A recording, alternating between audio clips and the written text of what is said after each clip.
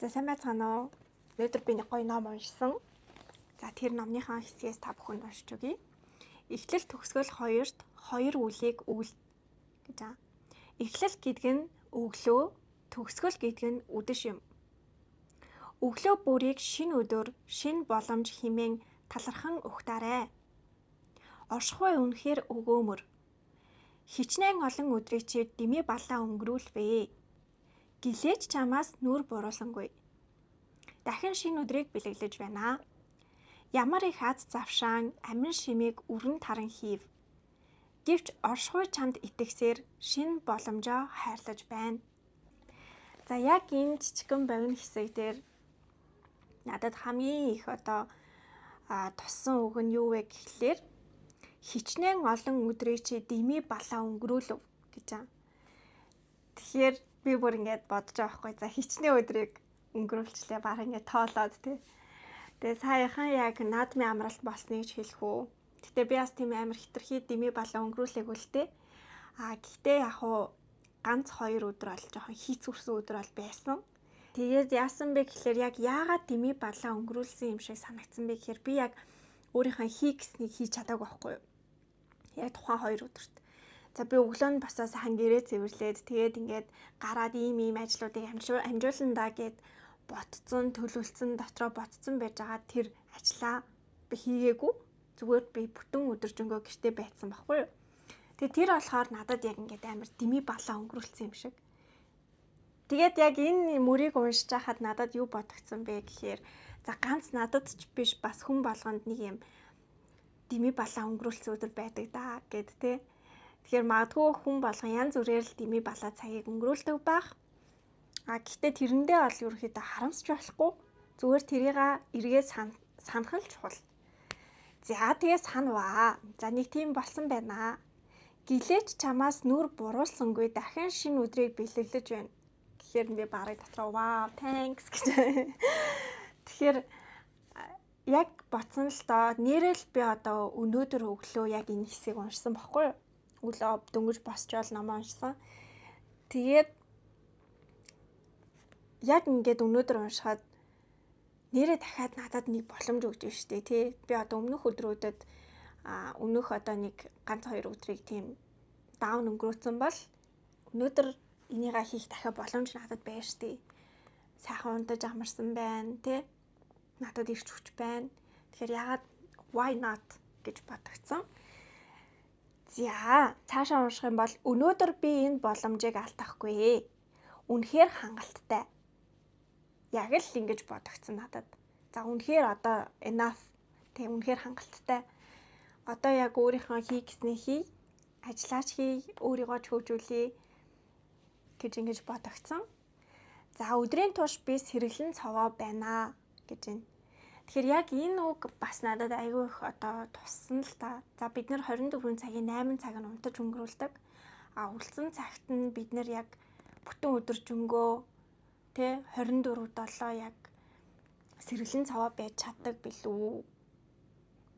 Гэхдээ үгүй шүү дээ. Ер нь бол дандаа л янз бүр эмошн ялангуяа эмэгтэй хүмүүс тэ эрэгтэй хүнийг бодвол эмэгтэй хүний зан хааш айгүй дээш доошоо савладаг.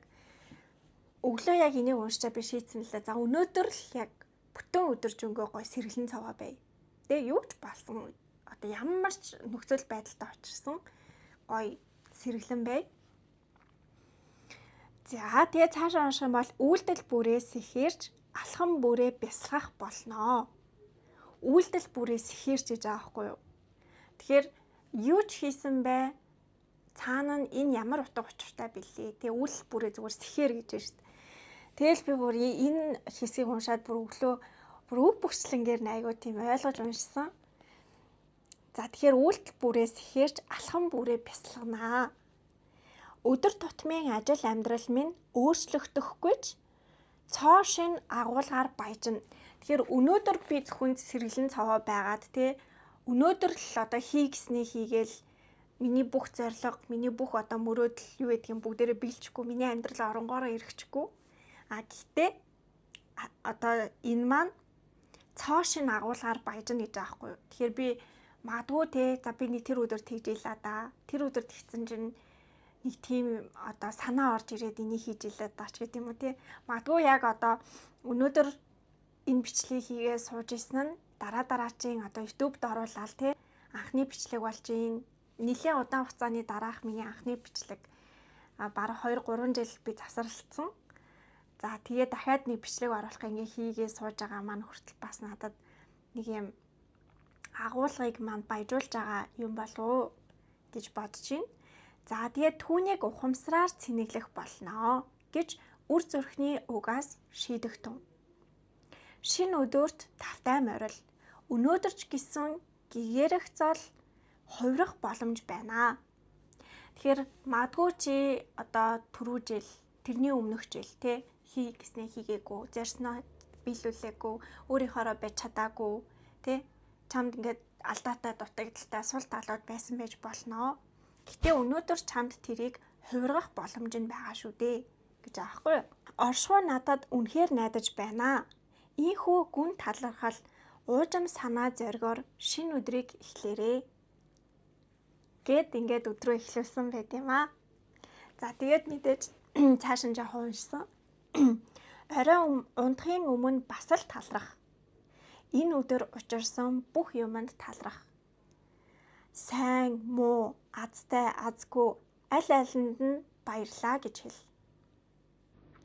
Гэт яг ингээ ботсон байхгүй би. Тэгээд би за өнөөдөр надад сайн ч юм тохиолдож болно, саар ч юм тохиолдож болно.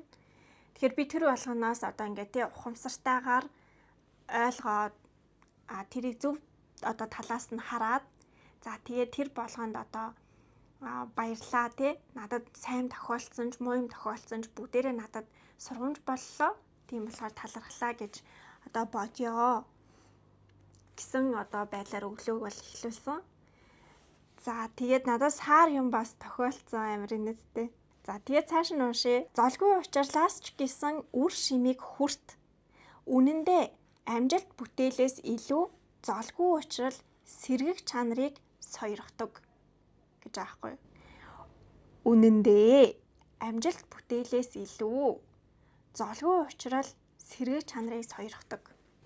Тэгэхээр бид нэр одоо амьдралдаа алдаж ондог. Тэгээд алдаандаа зарим хүмүүс одоо алдаандаа бүр доошоо ингэж ивээд тий бүр одоо өөрийнхөө итгэх итгэлийг алддаг, амьдрах итгэлийг алддаг, сэтгэлээр ундаг. Гэтэл яг тэр зовлон байгаад тий зовлон учирсан тэр моментод сэхээрээд ухаарад ухамсарлаад тэрийг өөртөө зол завшаа мэтээр ашиглах, тэрийг ойлгох тий тэр одоо зөв өнцгөөс нь харж чадах юм бол тэр одоо зовлон чинь чамд бас тийм одоо зөв байдлыг бас авчирдгийг шүү тий зөв байдал гэхээсээ л одоо юу гэх юм чамд ухаарлыг авчирдгийг шүү чамд бас нэг боломжийг олгодгийг шүү гэдэг байдлаас нь хараарай л гэж ойлгоод байгаа. За тэгээ би өнөөдөр яасан бэ гэхлээр явж байгаад самсаргүйгээр машины хаалт мөрөгцсөн. Уул нь ингээд миний өглөө өдөр гэт ингээд айгүй гоё явж исэн аахгүй юу? Маш гоё явж исэн. Тэгээд өглөө нь би одоо гэр орноо цэвэрлээл дээ. Өдөр нь ингээд гадуур ажлуудаа хамжуулаад их хайтайхаа явж исэн чинь яг гэртээ ирэх мөчөд байрныхаа хаалтыг санамсаргүй мөргөөд тэг машинаа жоохон сэвтээсэн. Гэтэ яг тэр момент нь би ерөөсөө тэгэж өмнө нь ахаа би нэг одоо бас боршуур мөргөж исэн юм аа. Тэгээ тэр үедээ айгүй их гээд айгаа сандарч исэн байхгүй яана машинаа мөргөчлөө машинаа муухай болгочлоо гэл. Тэгээдсэн чи өнөөдөр яагаад ч юм нөгөө нэг сэргэлэн цаваа те бүх юмыг ингээд гой байгаагаар нь хүлээгээд авна. Жаргалтай ч бай, золонтой ч бай, тэ азтай ч аз сүүч бүх моментыг хүлээгээд авна гэдэг одоо өглөө уншаа гарсан хүн чинь яасан бэ гэхээр маш тайван хандсан. За тэгээд шууд тэр тайван хандсан дээрээ даатгал руугаа залгаад тэгээд би тэндээс юг ойлгож авсан бэ гэхээр дараа удаадаа хаалт чи яг бүрэн нээгдсэн үү гэдгийг бүрдээ маш сайн шалгаж ийж би ч нөгөө байн орж гардыг болохоор артлынх нь хаагдлаа уртлынх нь нэгдэн гэдэг юугаар яасан чи нөгөө тэнд уртлынх нь ингээд одоо нэгддэг хугацаанаас харин удаан нэгдээ гацаад исэн юм л та. Би тэрийг нь анзаараагүй шууд нөгөө нэг за хаагтчлаа нэгдэн гэж одоо шууд ингээд явцсан чинь арчаад жоохон мөрөгцсөн. Гэтэ яг тэгээд тэрэндээс одоо гарах гарлага маань бол гарна. Тэгээд тэрэнд бол нэг бохимдсан юм байхгүй. Би ч гэсэн хүмүүсийг одоо гинтэж охироогоогүй те. Зүгээр л надад нэг юм сануулга сэрэмж өгж гин. Дараачдаа маш сэрэмжтэй бай те. Тэгээ бас магадгүй тэр чинь одоо би чинь нэг төлбөр төлөх болчихж байгаа шүү дээ тэр байгууллагад. Тэгэхээр бас нэг юм гарах ёстой гарлага гарж ийн. Гэт ингээд араас эрэг байдлаас нь хүлээж аваад жаргалтай ч зовлонтой ч бүгдийг зүгээр хүлээж авсан. За жаргал гэмээн согтоож ирэхийн цагт бурхныг хүн мартдаг гэж байна. Тэгэхээр хүн жаргалтай байгаа үедээ одоо бурхан гэдэг маань магадгүй тэр хүн бурхан шүтдэг ч байж болно, бурхан шүтдэггүй ч байж болно тий. Одоо бурхан гэдэг үг маань юуг илэрхийлээд байна гэхээр өөрийн тэр одоо баримталдаг үзэл санаа, баримталдаг одоо шүтдэг тэр болгоныгоо ол ингэж мартдаг. За зовлон гэмээн цочоож ирэхийн цагт бурхныг сая сандаг босуу. Тэгэхээр өвдөх, хавдах одоо юу гэдэг нь те зовлон тохиолдоход бид нар дандаа нэг юм залбирдаг штэ. Ээж ааваа, бурхан гэлтэй сахиусаа гэл ингээл залбирдаг. Тэгэхээр бид нар зовлон тохиолдох үед л одоо зөв юмыг одоо гинт одоо санаж ухаардаг те. За тэгэхээр зовлон гэдэг маань бас тийм одоо муу зүйл бол биш байх нэ. Тэрийг зүгээр байгаагаар нь хүлээгээд аваа. Тэрнээс сурах ёстой зүйлээ сур. Тэгээд тэр одоо сурах ёстой зүйлээ сураад тэр зовлонгоо өөрийнхөө шат болгоод дээшээ тэр шатан дээрээ гიშгэлээд улам дээшээ одоо ахих хэрэгтэй гэж надад дотор одоо төсөөлөгдөд байгаа байхгүй юу? Жинхэнэ хувьтай хүн гэж жаргаж байхдаа ч сэрэмж алддаггүй, зовлон дунд ч сэхээ алддаггүй хүнийг хэлнэ гэж байгаа. Тэр энэ амар үнэхээр гоё надад санагдаад байгаамаа. Жаргаж байхдаа сэрэмж алддаггүй гэж байгаа. Тэгэхээр хүн одоо хитрхи жаргалтай, хитрхи одоо бүр юмтэй сэтгэл хөдлөл маш эерэг өндөр байгаа үедээ сэрэмж алдах эрсдэлтэй шүү гэдэг байгаа байхгүй юу? За тэгээд зовлон дунд тэг хүн ингээд зовлонтой бүр маш их одоо хэцүү байдлыг туулж явж байгаа тэр хүн сэхээгээ алдах буюу ухаанаа алдах, ухамсараа алдах, мэдгэдэггүйнээ алдах те. Ингээд одоо алдаад ах юм бол бас болохгүй шүү л гэдэг байгаа. Тэгэхээр жаргалтай үедээ битээ сэрэмжээ алдаарай, зовлонтой үедээ бүү сэхээгээ алдаарай. Тэгэхээр надад яг энэ хэсэг бол өнөөдөр үнэхээр гоё сэтгэлд хүрсэн. Тэгээд энэ болохоор Агнестийн гэгээ гэж цуврал номны бэлэн ухааны шастраг буюу 5 дугаар бүлэг ном нь байгаа. Тэгээ одоо болохоор би яг 108 дугаар хуудсыг та бүхэнд сая уншиж ингэж танилцууллаа. Тэгэд энэ номыг ингээд уншиж эхэлснээсээ хойш одоо миний бодол, мэдрэмж, сэтгэл тэр болгон маань маш их өөр болсон. Тэг хүн ерөөхдөө бол ингээд эхлээд мэдрэмж одоо төрдөг юм байна хүнд. Дараа нь тэр мэдрэмжээс тэр одоо мэдрэмжийг илэрхийлэх, тэр мэдрэмжийг бодиттой болгох бодол төрдөг юм байна. За тэгээд тэр бодлыг одоо бодиттой болгодог үйлдэл төрдөг юм байна. Тэгэхээр бид нар хамгийн түрүүнд яах вэ гэхлээр тэр мэдрэмжэн дээрээ эхлээд одоо фокуслаж анхаарч бясалгах хэрэгтэй. Ямар мэдрэмж надад төрөөд байна? За тэгээд одоо ямар мэдрэмж төрөөд гунигтай, жаргалтай, зовлонтой тий. Ер нь хүнд гэхдээ миний одоо бодол шүү зөвхөн. Одоо 24 цаг ингээд байлаа гэхэд хүнд нэг 70% нь айгүй зовлонтой мэдрэмж төрдөг юм шиг надад санагддаг. За тэгээд нэг 20 юм уу 30% нь бол жаргалтай тий сайхан эерэг мэдрэмж. За зарим өдөр бол бараг тэр чигтээ 100% зовлонтой мэдрэмж төрөх үеч бас байдаг штеп. Тэгэхээр тэр мэдрэмжийг эхлээд анзаар гэж байгаа байхгүй юу?